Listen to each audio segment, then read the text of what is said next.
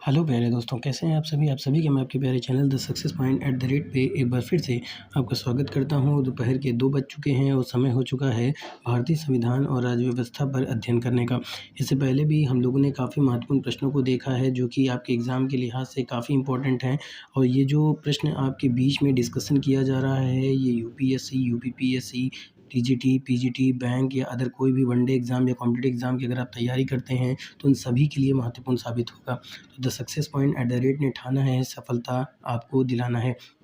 इसी उद्देश्य से ये वीडियो आपके बीच में शेयर की जा रही, साथ ही साथ डिस्कशन किया जा रहा है महत्वपूर्ण प्रश्नों पर। प्यारे दोस्तों, आपके लिए भूगोल से संबंधित महत्वपूर्ण प्रश्नों पर भी डिस्कशन चल रहा है, भारतीय राज्य व्यवस्था और संविधान से संबंधित और साथ ही साथ हिस्ट्री पे। तो पर डे 3 क्लासें आपको दी जा रही हैं, तो ये तीनों क्लासों को बिल्कुल भी मिस मत करें। सुबह 11 बजे भूगोल से संबंधित प्रश्नों पर डिस्कशन चलता है, दोपहर 2 बजे भारतीय संविधान और राज्य व्यवस्था से, और रात के 8:05 पर जो वीडियो आपको प्रोवाइड होती है वो हिस्ट्री से संबंधित होती है।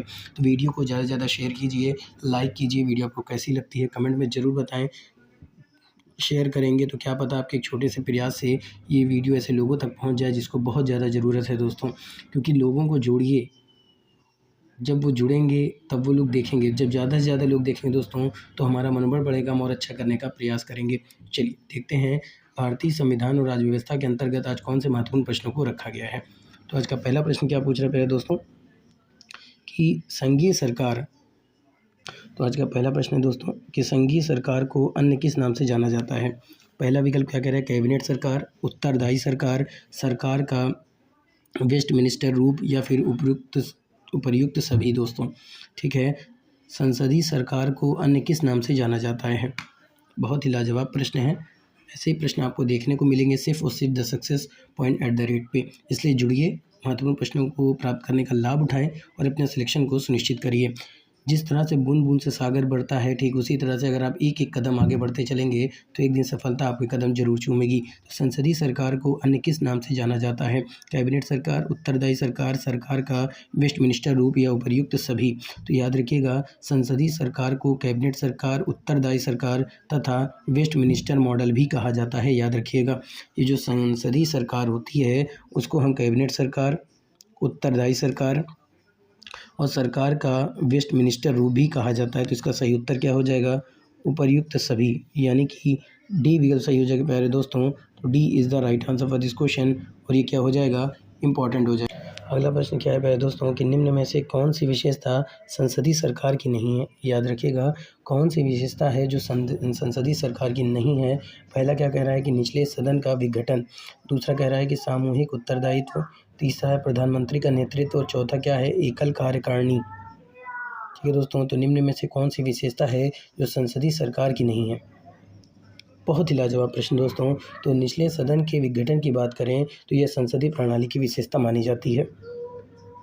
सामूहिक उत्तरदायित्व ये भी मानी जाती है, प्रधानमंत्री का नेतृत्व ये भी मानी जाती है, पर एकल कार्यकारिणी ये संसदीय सरकार की विशेषता नहीं है दोस्तों, क्योंकि संसदीय प्रणाली में द्वैत कार्यकारिणी होती है। याद रखिए, क्या करनी होती है, एकल नहीं, ये होती है द्वैत।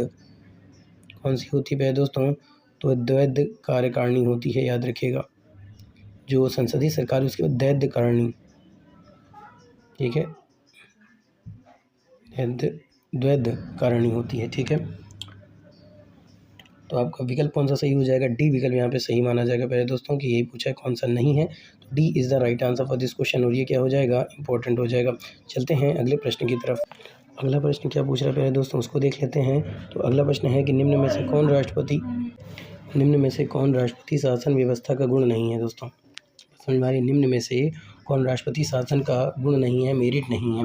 विकल्प क्या कह रहा है, स्थायी सरकार, नीतियों में निश्चितता और सीमित प्रतिनिधित्व, और डी विकल्प कह रहा है विशेषज्ञों द्वारा सरकार। बात समझिए दोस्तों, निम्न में से राष्ट्रपति शासन व्यवस्था का गुण नहीं है स्थायी सरकार, नीतियों में निश्चितता, सीमित प्रतिनिधित्व, विशेषज्ञों द्वारा सरकार। तो याद रखिएगा, राष्ट्रपति शासन व्यवस्था के गुण कौन कौन से होते हैं, विशेषताएं कौन सी, स्थायी सरकार, नीतियों में स्थिरता और निश्चितता, विशेषज्ञों द्वारा प्रशासन संभव होता है। तो लेकिन सीमित प्रतिनिधित्व इसकी आलोचना है, ना कि गुण है दोस्तों। तो इसका सही उत्तर क्या हो जाएगा, सीमित प्रतिनिधित्व, यही इसका उत्तर माना जाएगा प्रश्न के लिहाज से। सी विकल्प सही हो जाएगा। तो c is the right answer for this question, क्योंकि सीमित प्रतिनिधित्व जो है वह राष्ट्रपति शासन व्यवस्था का गुण नहीं माना जाता है। बात समझ में आ रही प्यारे दोस्तों? तो चलते हैं अगले प्रश्न की तरफ। अगला प्रश्न क्या कह रहा है कि निम्न में से कौन सा संसदीय व्यवस्था का दोष है? विकल्प क्या कह रहा है? संकुचित प्रतिनिधित्व, नीतियों की अनिश्चितता, अस्थायी सरकार या सभी। तो निम्न में से कौन सा संसदीय व्यवस्था का दोष है? संकुचित प्रतिनिधित्व, नीतियों की अनिश्चितता, अस्थायी सरकार या सभी। तो प्यारे दोस्तों, संसदीय शासन की आलोचनाओं की बात करें तो संकुचित प्रतिनिधित्व, नीतियों में अनिश्चितता, सरकार का अस्थिर होना, यहाँ पे सभी दिए गए विकल्प संसदीय व्यवस्था के दोष माने जाते हैं। तो आपका विकल्प क्या सही हो जाएगा? डी विकल्प। डी विकल्प यहाँ पे सही हो जाएगा प्यारे दोस्तों। D is the right answer for this question. ये प्रश्न इंपॉर्टेंट हो जाएगा। चलते हैं अगले महत्वपूर्ण प्रश्न की तरफ, देखते हैं कौन से महत्वपूर्ण प्रश्नों को आप लोग के लिए रखा गया है। यहाँ से आपने क्या देखा दोस्तों कि निम्न में से कौन सा संसदीय व्यवस्था का दोष है? संकुचित प्रतिनिधित्व, नीतियों की अनिश्चितता, अस्थायी सरकार, सभी।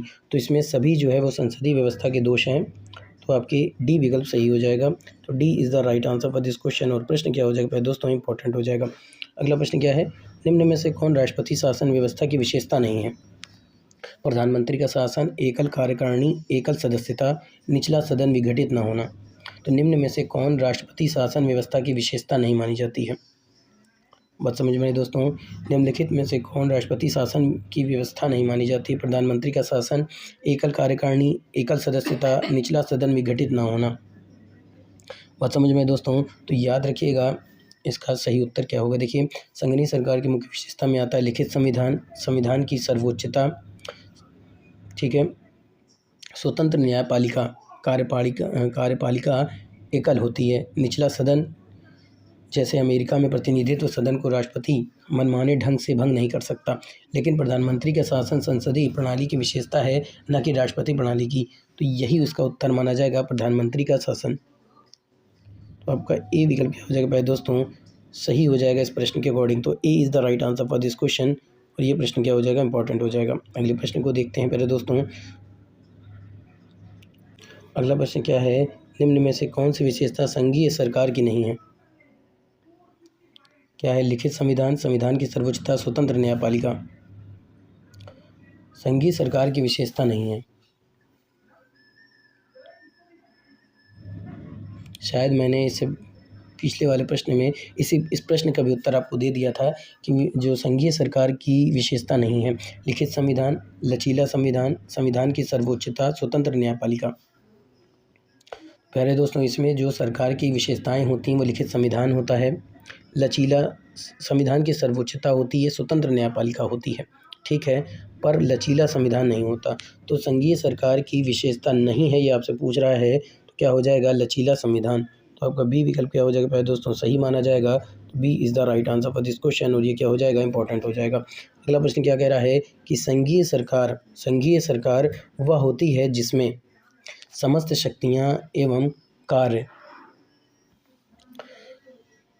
केंद्रीय सरकार और क्षेत्रीय सरकार में निहित होती हैं। समस्त शक्तियाँ केंद्र सरकार, क्षेत्रीय सरकार में विभाजित होती हैं। ए बी दोनों सही हैं, ये उपर्युक्त में से कोई सही नहीं है। तो संघीय सरकार वह होती है जिसमें, आपको इसका उत्तर देना है। तो प्यारे दोस्तों, संघीय सरकार वह होती है जिसमें शक्तियाँ जो होती हैं वो केंद्र और राज्यों के बीच में विभाजित होती हैं। शक्तियाँ केंद्र और क्षेत्रीय सरकार दोनों में विभाजित एवं दोनों में निहित होती हैं। तो इसका सही उत्तर क्या हो जाएगा दोस्तों? ए भी सही है और आपका बी भी सही है। तो उत्तर कौन सा विकल्प हो जाएगा? सी विकल्प आपका सही हो जाएगा दोस्तों। तो c is the right answer for this question. और प्रश्न क्या हो जाएगा? इंपॉर्टेंट हो जाएगा। चलते हैं अगले प्रश्न की तरफ। अगला प्रश्न कह रहा है कि भारत में संघीय व्यवस्था किस देश के मॉडल पर आधारित है? Canada, Britain, America, Japan. दोस्तों, भारत की जो संघीय व्यवस्था है वो किसके मॉडल पर आधारित? तो कनाडा के मॉडल पर आधारित है, क्योंकि भारत में भी केंद्र को अधिक शक्तियां दी गई हैं जैसा कनाडा में दिया गया है। अमेरिका में संघवाद अधिक सम्मित है, भारत में ऐसा नहीं है।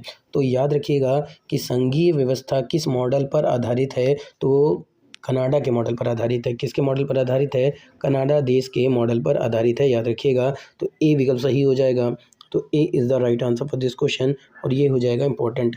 वह दोस्तों, अगर अभी तक आपने चैनल को सब्सक्राइब नहीं किया है तो चैनल को सब्सक्राइब कर दीजिए, चैनल को सपोर्ट कीजिए, ज़्यादा से ज़्यादा वीडियो को शेयर कीजिए ताकि ज़्यादा से ज़्यादा लोग देखें, ज़्यादा से ज़्यादा लोग चैनल से जुड़ें। अगला प्रश्न क्या पूछ रहा है कि निम्न में से कौन सा कथन गलत है।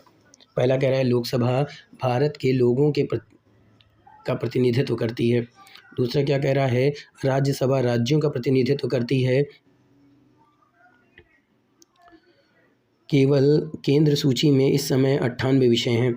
राज्यसभा केंद्र के अनावश्यक हस्तक्षेप से राज्य की रक्षा करती है। तो इसका सही उत्तर क्या हो जाएगा दोस्तों कि निम्न में से कौन सा कथन गलत है। तो लोकसभा की बात करें तो भारत के लोगों का प्रतिनिधित्व करती है, ये बात बिल्कुल सही है।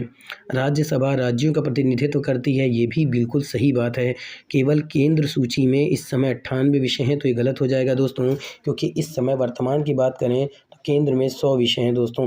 कितने विषय हैं याद रखिएगा, 100 विषय माने जाते हैं दोस्तों, क्योंकि 100 विषय इस वक्त अवेलेबल हैं। राज्यसभा केंद्र के अनावश्यक हस्तक्षेप से राज्य की रक्षा करती है, ये भी बात बिल्कुल सही है। तो कौन सा कथन गलत हो जाएगा, तो वो हो जाएगा पहले दोस्तों आपका सी विकल्प कि केवल केंद्र सूची में 98 विषय हैं। तो सी विकल्प सही हो जाएगा। तो c is the right answer for this question और प्रश्न क्या हो जाएगा, इंपॉर्टेंट हो जाएगा। यहाँ से आपने प्रश्न क्या देखा कि निम्न में से कौन सा कथन गलत है। तो लोकसभा भारत के लोगों के प्रतिनिधित्व करती है, राज्यसभा राज्यों का प्रतिनिधित्व करती है, राज्यसभा केंद्र के अनावश्यक हस्तक्षेप से राज्य की रक्षा करती है, ये भी सही है। लेकिन 98 विषय हैं केंद्र की सूची में, तो ये गलत है क्योंकि यहाँ पे 100 विषय हैं प्यारे दोस्तों। कितने विषय हैं, 100 विषय हैं, याद रखिएगा। तो इसका उत्तर क्या हो जाएगा, सी विकल्प। C is the right answer for this question और ये इंपॉर्टेंट हो जाएगा। अगला प्रश्न क्या है, निम्न में से कौन सा ही सुमेलित नहीं है। कलकत्ता उच्च न्यायालय का गठन कब किया गया था, 1883 में। केरल उच्च न्यायालय का गठन 1858 में किया गया था। गुजरात उच्च न्यायालय का 1960 में और राजस्थान उच्च न्यायालय का 1949 में किया गया था। तो आपसे पूछ रहा है कि निम्न में से कौन सही सुमेलित नहीं है। तो कलकत्ता उच्च न्यायालय की हम बात करें तो इसकी स्थापना 1883 दिया हुआ है, तो ये गलत हो जाएगा क्योंकि कलकत्ता उच्च न्यायालय का जो गठन किया गया था वो किया गया था 1862 में। ठीक है, बाकी केरल उच्च न्यायालय 1958 सही है, गुजरात उच्च न्यायालय 1960 ये भी सही है, राजस्थान उच्च न्यायालय 1949 ये भी सही है। पूछ रहा है कौन सही सुमेलित नहीं है, तो प्यारे दोस्तों क्या हो जाएगा, कलकत्ता उच्च न्यायालय 1883 ये गलत हो जाएगा। तो ए विकल्प सही हो जाएगा इस प्रश्न के अकॉर्डिंग। तो A is the right answer for this question और ये प्रश्न इंपॉर्टेंट हो जाएगा। देखते हैं प्यारे दोस्तों अगले प्रश्न को। अगला प्रश्न क्या है, अंडमान एवं निकोबार द्वीप समूह किस उच्च न्यायालय के अंतर्गत आता है। तमिलनाडु, कर्नाटक, कलकत्ता या फिर त्रिपुरा। बस समझने का प्रयास कीजिए दोस्तों, अंडमान निकोबार द्वीप समूह किस उच्च न्यायालय के अंतर्गत आता है। तमिलनाडु, कर्नाटक, कलकत्ता या फिर त्रिपुरा। तो याद रखिएगा अंडमान निकोबार द्वीप समूह जो है वो किस उच्च न्यायालय के अंतर्गत आता है, तो कलकत्ता उच्च न्यायालय के अधिकार क्षेत्र में आता है। तो उत्तर क्या हो जाएगा, कलकत्ता उच्च न्यायालय। तो आपका विकल्प कौन सा सही हो जाएगा, सी विकल्प सही हो जाएगा पहले दोस्तों और ये इंपॉर्टेंट हो जाएगा। ठीक है, और अगर आपसे पूछा जाए कि कलकत्ता उच्च न्यायालय की स्थापना कब हुई थी, तो कलकत्ता उच्च न्यायालय का गठन किया गया था पहले दोस्तों 1862 में। ठीक है, अगला प्रश्न, निम्न में से कौन सा कथन सही नहीं है। विकल्प क्या कह रहा है कि भारत में उच्च न्यायालय नामक संस्था का गठन सबसे पहले 1862 में हुआ था। दूसरा कह रहा है कि संविधान के भाग 6 में अनुच्छेद 214 से 231 तक उच्च न्यायालयों के गठन और शक्तियों की बात कही गई है। तीसरा क्या कह रहा है कि केवल दिल्ली ऐसा संघ शासित राज्य है जिसका अपना उच्च न्यायालय है। चौथा कह रहा है कि उच्च न्यायालय में न्यायाधीशों की संख्या का निर्धारण संसद करती है। इसमें गलत कौन सा होगा प्यारे दोस्तों, तो आइए देखते हैं। भारत में उच्च न्यायालय नामक संस्था का गठन सबसे पहले 1862 में हुआ था, बिल्कुल सही बात है। संविधान के भाग 6 में अनुच्छेद 214 से 231 तक उच्च न्यायालय के गठन और शक्तियों की बात कही गई है, तो ये भी सही है। पर अगर बात करें केवल दिल्ली ऐसा संघ शासित राज्य है जिसका अपना उच्च न्यायालय है, तो ये गलत हो जाएगा दोस्तों, क्योंकि दिल्ली के अलावा जम्मू कश्मीर के भी अपने उच्च न्यायालय हैं, याद रखिएगा। ठीक है, अगला क्या है, उच्च न्यायालय में न्यायाधीशों की संख्या का निर्धारण संसद करती है, बात बिल्कुल सही है। पूछा है कौन सा कथन सही नहीं है, तो वो सी विकल्प हो जाएगा प्यारे दोस्तों, यहाँ से सी विकल्प सही हो जाएगा और ये इंपॉर्टेंट हो जाएगा। तो 337 का उत्तर क्या हो जाएगा, सी विकल्प। क्यों, क्योंकि केवल दिल्ली ऐसा संघ शासित राज्य है जिसका अपना उच्च न्यायालय, तो ये बात गलत है। आगे चलते हैं। अगला प्रश्न क्या है दोस्तों कि उच्च न्यायालय के मुख्य न्यायाधीश की नियुक्ति में कौन भाग नहीं लेता है, याद रखिएगा। विकल्प क्या है, राज्य का राज्यपाल, राज्य का मुख्यमंत्री, संबंधित राज्य के उच्च न्यायालय का मुख्य न्यायाधीश या फिर राष्ट्रपति। ठीक है। उच्च न्यायालय के मुख्य न्यायाधीश की नियुक्ति में कौन भाग नहीं लेता है? राज्यपाल, मुख्यमंत्री, संबंधित राज्य के उच्च न्यायालय के मुख्य न्यायाधीश या राष्ट्रपति। याद रखिएगा दोस्तों, उच्च न्यायालय के मुख्य न्यायाधीश की नियुक्ति प्रक्रिया में राष्ट्रपति, राज्यपाल, मुख्य न्यायाधीश जो भारत का प्रमुख भूमिका निभाते हैं, लेकिन राज्य के जो मुख्यमंत्री होते हैं उनका इसमें कोई भूमिका नहीं होती है। तो उत्तर क्या हो जाएगा? राज्य का मुख्यमंत्री इसमें शामिल नहीं होते हैं।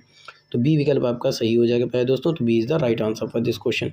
ठीक है, बाकी क्या हो जाएगा? राज्यपाल इसमें शामिल होते हैं, राष्ट्रपति शामिल होते हैं, न्यायाधीश शामिल होते हैं, याद रखिएगा। ठीक है, आगे देखते हैं। उच्च न्यायालय के न्यायाधीश निम्न में से किसे अपना त्यागपत्र देते हैं? राज्यपाल को, राष्ट्रपति को, उच्च न्यायालय के मुख्य न्यायाधीश को, उच्चतम न्यायालय के मुख्य न्यायाधीश को। बात समझ में आ रही है प्यारे दोस्तों? उच्च न्यायालय के जो न्यायाधीश होता है वो अपना त्यागपत्र किसको देता है? राज्यपाल को, राष्ट्रपति को, उच्च न्यायालय के मुख्य न्यायाधीश को, या फिर उच्चतम न्यायालय के मुख्य न्यायाधीश को। तो उच्च न्यायालय के जो न्यायाधीश होते हैं वो अपना त्यागपत्र प्यारे दोस्तों राष्ट्रपति को देते हैं। ऐसा संविधान के एक्ट किसमें बात कही गई है? तो 217 के 1 के ए में बात कही गई है। ए में बात कही गई है कि उच्च न्यायालय का जो न्यायाधीश होगा वो अपना त्यागपत्र जो है वो राष्ट्रपति को देगा। दोस्तों किसको देगा? राष्ट्रपति को देगा। तो बी विकल्प सही हो जाएगा। तो B is the right answer for this question. और प्रश्न क्या हो जाएगा? इंपॉर्टेंट हो जाएगा। आगे चलते हैं, महत्वपूर्ण प्रश्न को देखते हैं। तो इस प्रश्न को क्या देखा दोस्तों? उच्च न्यायालय के जो न्यायाधीश होते हैं वो किसे अपना त्यागपत्र देते हैं? तो याद रखिएगा, ये अनुच्छेद 317 के 1 के ए के अंतर्गत ये बात कही गई है दोस्तों कि जो न्यायाधीश होते हैं उच्च न्यायालय के वो अपना त्यागपत्र राष्ट्रपति को देंगे। किसको देंगे? राष्ट्रपति को। तो बी विकल्प सही हो जाएगा। तो B is the right answer for this question. और प्रश्न इंपॉर्टेंट होगा। अगला प्रश्न क्या है? निम्न में से कौन उच्च न्यायालय के न्यायाधीश को कार्यकारी मुख्य न्यायाधीश बना सकता है? राष्ट्रपति, राज्यपाल, उच्च न्यायालय के मुख्य न्यायाधीश, उच्चतम न्यायालय के मुख्य न्यायाधीश। तो निम्न में से कौन उच्च न्यायालय के न्यायाधीश को कार्यकारी मुख्य न्यायाधीश बना सकता है? तो अगर हम बात करें तो कार्यकारी मुख्य न्यायाधीश की नियुक्ति राष्ट्रपति के द्वारा की जाती है। किसके द्वारा की जाती है दोस्तों? तो कार्यकारी मुख्य न्यायाधीश की जो नियुक्ति होती है वो भारत के राष्ट्रपति के द्वारा की जाती है। तो ए विकल्प आपका सही हो जाएगा। तो A is the right answer for this question. और किस अनुच्छेद के अनुसार तो ये बात कही गई है? एक्ट 223 के अंतर्गत, यानी अनुच्छेद 223 के अंतर्गत ये बात कही गई है। तो ये प्रश्न क्या हो जाएगा पहले दोस्तों? इंपॉर्टेंट हो जाएगा। इनका उत्तर क्या देखा कि उच्च न्यायालय के जो न्यायाधीश होते हैं उनको कार्यकारी मुख्य न्यायाधीश बना सकता है। तो ये राष्ट्रपति के पास है अनुच्छेद 223 के अनुसार। ठीक है, आगे चलते हैं। अगला प्रश्न क्या है दोस्तों कि निम्न में से कौन सम्मिलित नहीं है?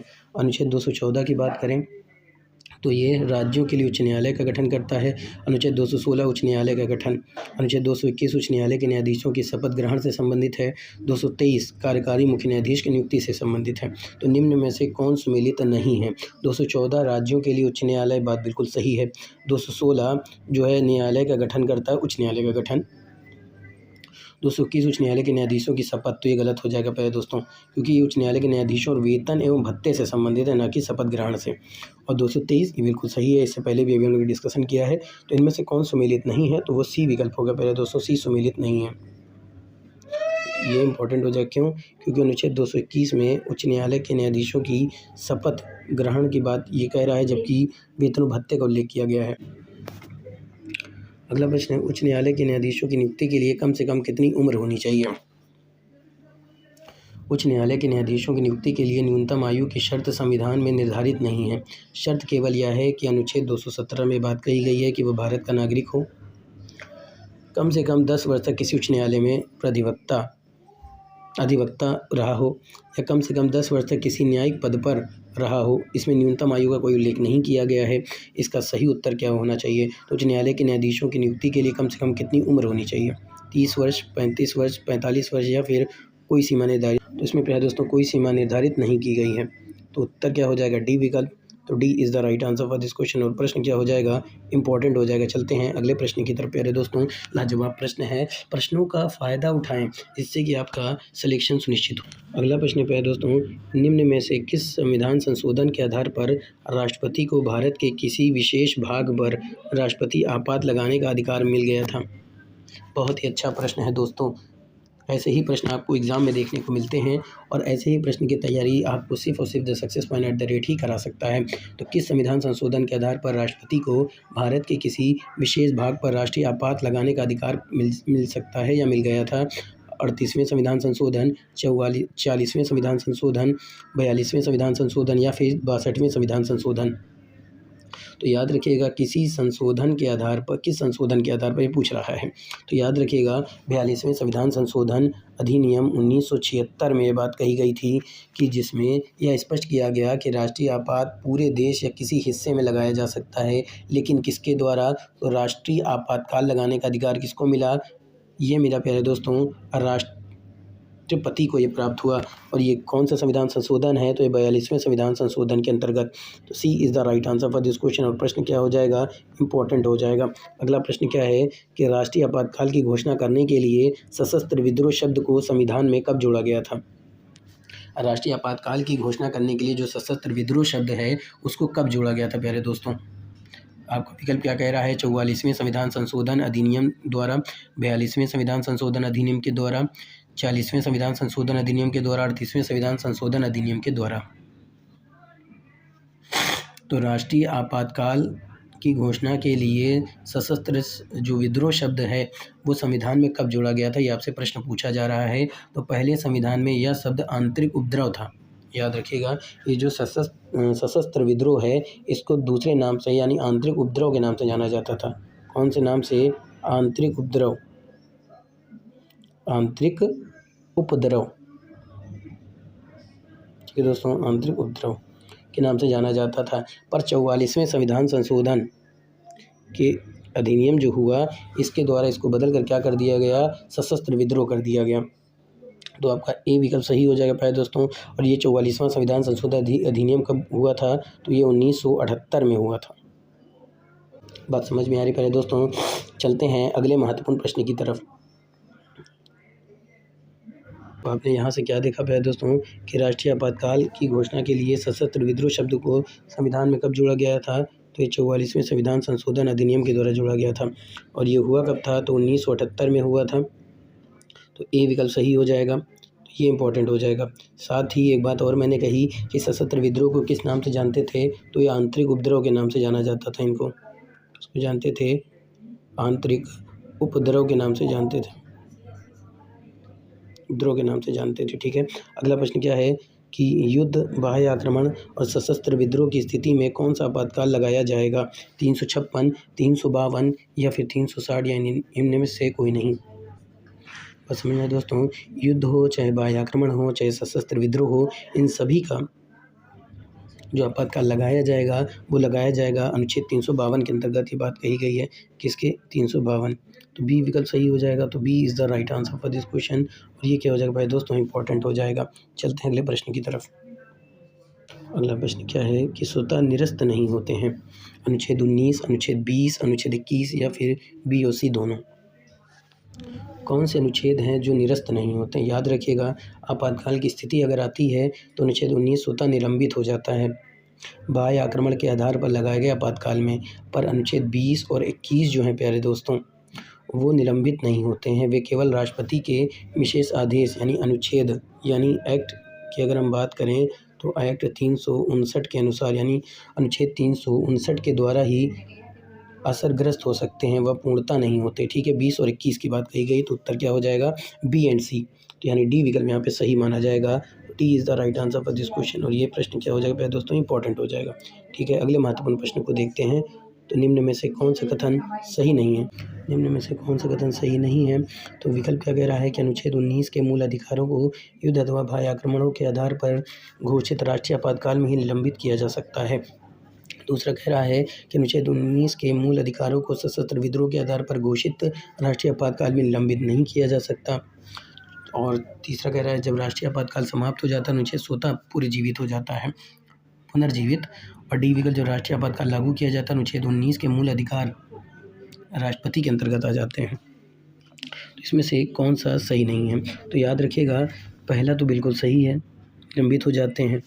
मूल अधिकारों को सशस्त्र विद्रोह के आधार पर राष्ट्रीय आपातकाल में निलंबित नहीं किया जा सकता है, ये भी सही है। जब राष्ट्रीय आपातकाल समाप्त हो जाता है पुनर्जीवित हो जाता है प्यारे दोस्तों ये बात भी सही है, पर डी आपका गलत हो जाएगा कि ये राष्ट्रपति के आदेश के बाद निलंबित होता है, तो यही सही हो जाएगा। तो D is the right answer for this question. और ये क्या हो जाएगा, इंपॉर्टेंट हो जाएगा। अगले प्रश्न को देखते हैं दोस्तों। अगला प्रश्न क्या है, अभी तक भारत में कितनी बार राष्ट्रीय आपातकाल लागू किया गया है?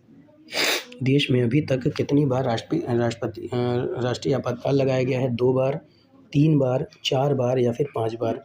तो याद रखिएगा अभी तक भारत में कुल 3 बार राष्ट्रीय आपातकाल लगाया जा चुका है। कब कब? पहला लगाया गया था प्यारे दोस्तों 1962 में, दूसरा लगाया गया था 1971 में, तीसरा लगाया गया था 1975 में। ठीक है, तो 1962 में जो था ये चीन युद्ध में लगाया गया था। किस में लगाया गया था? चीन युद्ध के साथ। और 1971 में पाकिस्तान, ठीक है, पाकिस्तान के साथ लगाया गया था। ठीक है, और 1975 में आंतरिक उपद्रव यानी कि सशस्त्र विद्रोह। ठीक है, तो इसका विकल्प कौन सा सही हो जाएगा? बी विकल्प, 3 बार। B is the right answer for this question. ये क्या हो जाएगा भाई दोस्तों? इंपॉर्टेंट हो जाएगा। अगला प्रश्न, निम्न में से कौन सा आपातकाल का पर्यायवाची है? राष्ट्रीय शासन, राज्य आपात, संवैधानिक आपात, सभी? तो याद रखिएगा अगर हम बात करें आपातकाल के पर्यायवाची की, राष्ट्रपति शासन, राज्य आपात, संवैधानिक आपात, तो ये अनुच्छेद यानी कि एक्ट 356 के तहत लगाए जाने वाले राज्य आपात के पर्याय हैं। तो इसका विकल्प क्या हो जाएगा? डी यानी सभी। तो D is the right answer for this question. और प्रश्न क्या हो जाएगा? इंपॉर्टेंट हो जाएगा। चलते हैं अगले प्रश्न की तरफ। आज का अंतिम प्रश्न क्या है कि निम्न में से किस संविधान संशोधन के आधार पर राष्ट्रपति को भारत के किसी विशेष भाग पर राष्ट्रीय आपातकाल लगाने का अधिकार मिल जाता है? दोस्तों अभी हमने डिस्कशन किया, तो ये 42वें संविधान संशोधन, तो c is the right answer for this question. ये हुआ कब था? तो ये 1976 में हुआ था यार दोस्तों। कब हुआ था? तो 1976 में हुआ था 42वां संविधान संशोधन। ठीक है, इस संविधान से पहले राष्ट्रीय आपात पूरे देश में ही लागू किया जा सकता था, पर 42वें के बाद पूरे देश या किसी भाग में भी लगाया जा सकता है। ये इंपॉर्टेंट हो जाएगा। तो आज का सेशन यहीं पे समाप्त करता हूँ, इस उम्मीद से कि आप सब पढ़ रहे होंगे। इसी तरह से पढ़ते रहिए, मेहनत करते रहिए। मेरी ईश्वर से प्रार्थना है कि आप सबका सिलेक्शन हो। हमारा और आपकी मुलाकात फिर से होगी महत्वपूर्ण प्रश्नों पर आपको जानकारी दे दूं कि सुबह 11 बजे भारतीय भूगोल से संबंधित, या कह लीजिए भूगोल से संबंधित हमारा अध्ययन चलता है। दोपहर 2 बजे भारतीय संविधान और राज्य व्यवस्था से, और रात के 2 बजे, रात के माफ़ कीजिए 2 नहीं 8:05 पर, सुबह 11 बजे भूगोल, दोपहर 2 बजे संविधान और राज्य व्यवस्था, और रात के 8:05 पर हिस्ट्री से संबंधित क्लास चलती है। ठीक है दोस्तों, तो समझा रही तो तीनों ही क्लास को बिल्कुल मिस मत करें। फिर मिलेंगे। Thank you, wish you all the best.